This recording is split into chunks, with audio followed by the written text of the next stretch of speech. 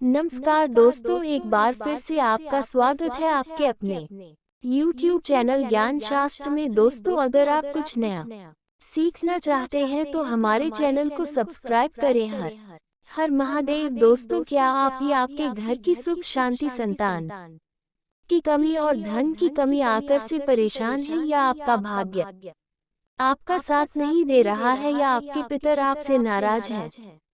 पितरों का हमारी जिंदगी में सबसे ऊंचा स्थान है और आपको लगता है कि आपके पितरों की वजह से आपके घर की सुख शांति में रुकावट आ रही है और आपके कार्य नहीं बन रहे हैं, तो दोस्तों, करीब 500 वर्षों बाद और 2000 देश की सबसे बड़ी अमावस्या भाद्रपद अमावस्या के दिन दीपक से जुड़ा यह आसान और असरदार अचूक उपाय अगर आप कर लेते हैं तो आपकी सोई किस्मत चमक जाएगी और आपकी जिंदगी के हर रास्ते खुल जाएंगे और पितरों से जुड़ी जो भी समस्या है वह मात्र एक उपाय से हल हो जाएगी और आपको धनवान मालामाल होने से कोई नहीं रोक सकता और आपकी जो भी मनोकामना है वो भी पूरी हो जाएगी। दोस्तों, इस बार 2013 का साल बहुत ही दिव्य और दुर्लभ सहयोग लेकर आया है और इस बार 14 सितंबर को सबसे बड़ी अमावस्या भाद्रपद अमावस्या पड़ने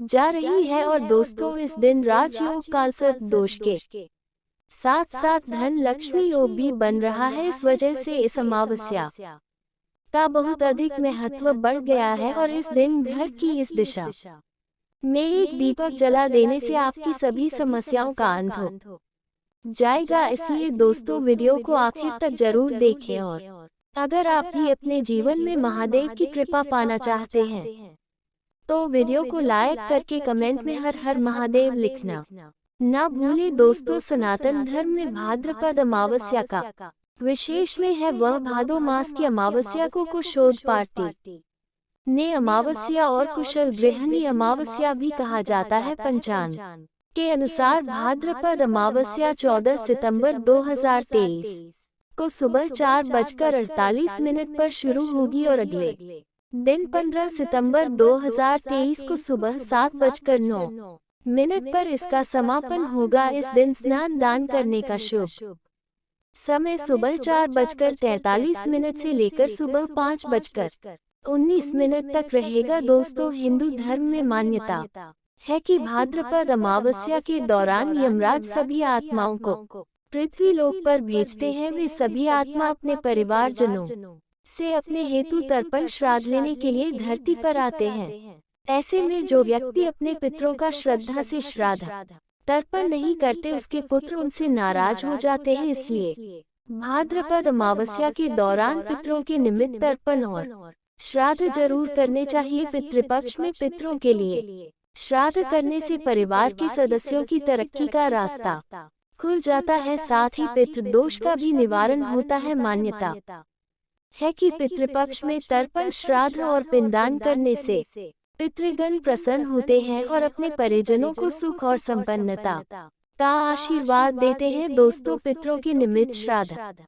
और तर्पण पितरों की मृत्यु तिथि पर ही करना चाहिए, यानी कि जिस समय व्यक्ति की मृत्यु होती है उस समय जो तिथि होती है, चाहे वो कृष्ण पक्ष हो या शुक्ल पक्ष, पितृपक्ष के दौरान उसी तिथि को उस व्यक्ति का श्राद्ध किया जाता है। जैसे कि अगर किसी व्यक्ति की मृत्यु तिथि शुक्ल पक्ष या कृष्ण पक्ष की चतुर्थी है तो पितृपक्ष की चतुर्थी पर उस व्यक्ति का श्राद्ध किया जाएगा। जिन पितरों की मृत्यु तिथि पता नहीं होती उनका श्राद्ध सर्व पितृ अमावस्या पर किया जाता है। हिंदू धर्म में मृत्यु के बाद श्राद्ध करना बेहद जरूरी माना जाता है। मान्यता है कि अगर अपने पूर्वजों का विधिपूर्वक श्राद्ध और तर्पण नहीं किया जाए तो उन्हें इस लोक से मुक्ति नहीं मिलती और वह भूत प्रेत के रूप में इस संसार में ही भटकते रहते हैं। इसलिए पितरों की मुक्ति के लिए श्राद्ध पक्ष का बेहद महत्व है। माना जाता है कि जिनके पिता हैं उनसे नाराज होते हैं उन्हें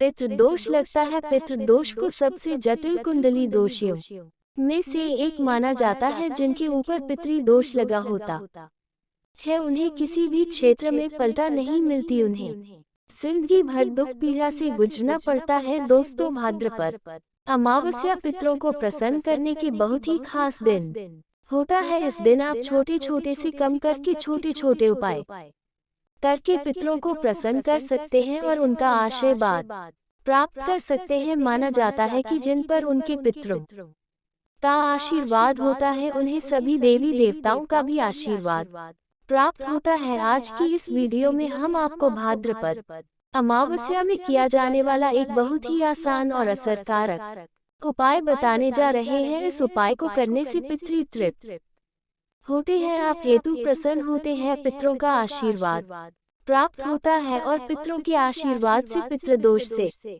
मुक्ति मिलती है और बिगड़े काम बनने लगते हैं। जीवन में खुशहाली आती है और हर क्षेत्र में सफलता मिलती है। दोस्तों, इस उपाय को सही प्रकार से करने के लिए आप हमारे इस वीडियो को आखिर तक अवश्य देखें। तो दोस्तों, आइए जानते हैं इस उपाय के बारे में। दोस्तों, इस उपाय को करते समय पवित्रता का विशेष ध्यान रखें। अगर आपने स्नान कर लिया है तो रात्रि के समय आप अच्छी तरह से मुंह हाथ पैर धो लें, फिर स्वच्छ वस्त्र धारण करके ही आप यह उपाय करें। उपाय करने के लिए आपको जरूरत होगी एक दीपक की। दीपक कोई भी चलेगा, मिट्टी का, धातु का, आटे का, कोई भी चलेगा। अगर आटे का दीपक ले रहे हैं तो शुद्ध जल मिलाकर बिना नमक के आटे का ही दीपक बनाएं।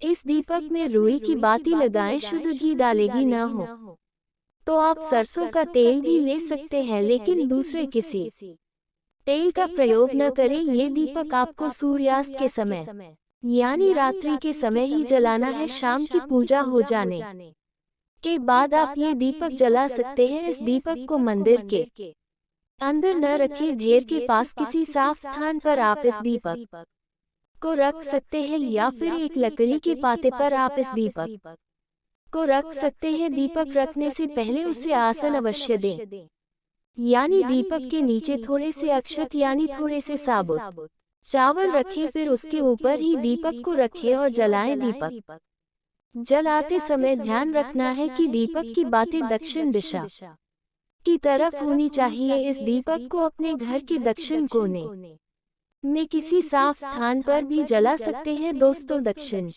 दिशा पितरों की दिशा मानी जाती है। दक्षिण दिशा में ही पितृलोक है। माना जाता है कि पितृपक्ष में पितरलोक से दक्षिण दिशा से ही पितृ हमें आशीर्वाद देने धरती पर आ जाते हैं। इसलिए पितरों को प्रसन्न करने के लिए, उनका आशीर्वाद प्राप्त करने के लिए अमावस्या की रात को दक्षिण मुखी दीपक जलाया जाता है। इससे पितरों की आत्मा को शांति मिलती है। तो आम दिनों में केवल अमावस्या की रात को दक्षिण मुखी दीप दान करना चाहिए, क्योंकि दीप जलाना शुभ अवसर पर एक अनिवार्य परंपरा माना जाता है। तो मान्यताओं के अनुसार दीपक की लौ सही दिशा में होनी चाहिए। कहा जाता है श्रद्धा से पितरों के निमित्त किया हुआ दान ही श्राद्ध है। इसलिए अमावस्या की रात्रि को श्रद्धापूर्वक दक्षिण मुखी दीप दान करने से पितरों का आशीर्वाद मिलता है। श्राद्ध करने का पुण्य फल प्राप्त होता है। ये खास दीपक जलाने के बाद आप वहीं पर आसन बिछाकर बैठ जाएं और दक्षिण दिशा की तरफ मुंह करके पितृदेव के इस मंत्र का 108 बार जाप करें। मंत्र है ओम पितरो देवताओं नमः। इसके बाद भगवान श्री विष्णु जी के महामंत्र ओम नमो भगवते वासुदेवाय है। इसका भी एक माला जाप करें। दोस्तों, भगवान विष्णु जी को पितरों के देवता माना जाता है, इसीलिए पितरों को प्रसन्न करने के लिए भगवान विष्णु का पूजन अवश्य ही करना चाहिए। इस दिन गीता का पाठ करना, विष्णु सहस्त्र नाम का पाठ करना अत्यंत शुभ होता है। इस दिन पितरों के निमित्त आप थोड़ा सा अनाज निकाल कर रखें और दूसरे दिन किसी गरीब व्यक्ति को दान में दे। इससे भी पितरों का आशीर्वाद मिलता है। कहते हैं ऐसा दान करने से पितरों की भूख प्यास मिट जाती है, पितृ तृप्त हो जाते हैं। श्रद्धा से दिया ऐसा श्राद्ध के समान ही माना जाता है और श्राद्ध कर्म से बढ़कर मनुष्य के लिए कोई दूसरा कल्याण व्रत मार्ग नहीं है। इससे आयु बढ़ती है, सभी दुख नष्ट हो जाते हैं। न केवल पितृदोष से मुक्ति मिलती है, बल्कि उनकी कृपा से परिवार के सदस्य तरक्की करते हैं, पितृ सुख समृद्धि का आशीर्वाद देते हैं। पितर अभी देवता तुल्य माने गए हैं, इसलिए उनमें देवताओं की तरह आशीर्वाद देने की क्षमता होती है, तो पूजन मंत्र जाप के बाद भगवान श्री हरि विष्णु और माता लक्ष्मी को नमस्कार करें, उनसे अपने पितरों की आत्मा की शांति की प्रार्थना करें। इसके बाद आप अपने पितृदेव और कुल देवता का स्मरण करके उन्हें नमस्कार करें। अपने कष्टों के निवारण हेतु प्रार्थना करें, पितृ दोष से मुक्ति की प्रार्थना करें और उनसे प्रार्थना करें कि वे आप पर और आपके परिवार पर अपना आशीर्वाद सदैव बनाए रखें। उपाय करने के बाद दूसरे दिन दीपक के नीचे जो चावल रखे हुए थे उन्हें पक्षियों को ढाल दे। अगर आपने आटे का दीपक बनाया है, उसके भी छोटे छोटे टुकड़े करके पक्षियों को ढाल दे। पितरों के निमित्त कि ऐसे धार्मिक कार्य या उपाय उन्हें संतुष्ट करके हमें उनका आशीर्वाद दिलाने में सहायक होते हैं। जिंदगी में सफलता पाने के लिए पितरों का आशीर्वाद बहुत जरूरी होता है। दोस्तों, इस उपाय के जरिए आप भगवान विष्णु और माता लक्ष्मी जी के साथ साथ की भी कृपा प्राप्त कर सकते हैं। इससे पितृदोष से मुक्ति मिलती है और जीवन में आ रही अनेक समस्याओं का अंत हो जाता है। वही दोस्तों, इस दिन कालसर्प योग, धन लक्ष्मी योग और भी कई सारे दिव्य और दुर्लभ महान शुभ संयोग बन रहे हैं और इस दिन महादेव की कृपा कुछ विशेष राशियों पर पड़ने जा रही है। ये राशियां धन से मालामाल हो जाएंगी। तो आइए जान लेते हैं कि आखिर कौन कौन सी राशियां हैं जिनके ऊपर भगवान भोलेनाथ की कृपा बरस रही है। इस लिस्ट में दोस्तों सबसे पहला नाम आता है मेष राशि का। मेष राशि जातकों बता दें कि अब भाद्रपद अमावस्या के दिन भगवान भोलेनाथ की अपार कृपा सीधी व्यापार तेजी से चलेगा। व्यापार में अगर किसी प्रकार कोई रुकावट आ रही थी या फिर बाधाएं आ रही थी तो दूर होंगी। कारोबार का विस्तार करेंगे, महत्वपूर्ण अवसर प्राप्त होंगे, नए कार्यों की शुरुआत करेंगे, नौकरी लगने की संभावना बनी हुई है। बिजनेस व्यापार में रुका हुआ फंसा हुआ धन प्राप्त होगा। कार्य क्षेत्र में आपको फायदा देखने को मिलेगा। लंबे समय से पेंडिंग कामों को पूरा करेंगे और कुछ अधूरे कार्यों को भी पूरा करेंगे। साथ ही साथ बता दें कि इनकम बढ़ेगी। कार्य क्षेत्र में आपको अधिक से अधिक लाभ देखने को मिलेगा। लंबे समय से पेंडिंग कामों को पूरा करेंगे। व्यापारियों के लिए काफी खास समय रहेगा और कई महत्वपूर्ण क्षेत्रों से आपको आपकी जो आमदनी होगी वह तो बढ़ेगी, साथ ही महत्वपूर्ण सफलता की प्राप्ति होगी। अगली जो राशि आती है दोस्तों बता दें वो है यहाँ पर सिंह राशि। सिंह राशि जातकों बता दें कि अब आपका व्यापार तेजी से चलेगा। महादेव की कृपा से रुका हुआ फंसा हुआ धन प्राप्त होगा। इनकम में वृद्धि होगी। कई बड़े प्रमुख कार्य बनेंगे। अधूरे कार्यों को पूरा करेंगे। मनचाही सफलता प्राप्त होगी। लंबे समय से कामों को पूरा करेंगे। महादेव की कृपा से प्रत्येक कार्य आसानी से बनेंगे। लंबे समय से काम को पूरा करेंगे। आपके कार्य बनेंगे जो काफी समय से पेंडिंग पड़े हुए थे। महत्वपूर्ण सफलता की प्राप्ति होगी और साथ ही इनकम भी बढ़ेगी। कोई भी कार्य आपका अधूरा नहीं रहेगा। नौकरी में बदलाव देखने को मिलेगा। महादेव की कृपा से धन संपत्ति में इजाफा तेजी से होगा। अब अगली जो तीसरी राशि है वो है यहाँ पर मिथुन राशि। मिथुन राशि जातकों आपको बता दें कि इस बार भाद्रपद अमावस्या के दिन बन रहे दिव्य और दुर्लभ संयोग से जब आपको जल्दी कोई बहुत बड़ा गिफ्ट मिलेगा। साथ ही साथ आपके रुके हुए तमाम कार्य पूरे होंगे। मनचाही सफलता प्राप्त होगी। लंबे समय से पेंडिंग कामों को पूरा करेंगे। महादेव की कृपा से आपको विदेश जाने का मौका मिलेगा। धन प्राप्ति के प्रबल योग बनेंगे। जमीन प्रॉपर्टी का आप मुनाफा कमा पाएंगे। जमीन प्रॉपर्टी का सौदा हो पाएगा। कामकाज के मामले में आपको उपलब्धियां जरूर पूरी होगी। प्रत्येक कार्य में लाभ होगा। अधूरे कार्यों को पूरा करेंगे।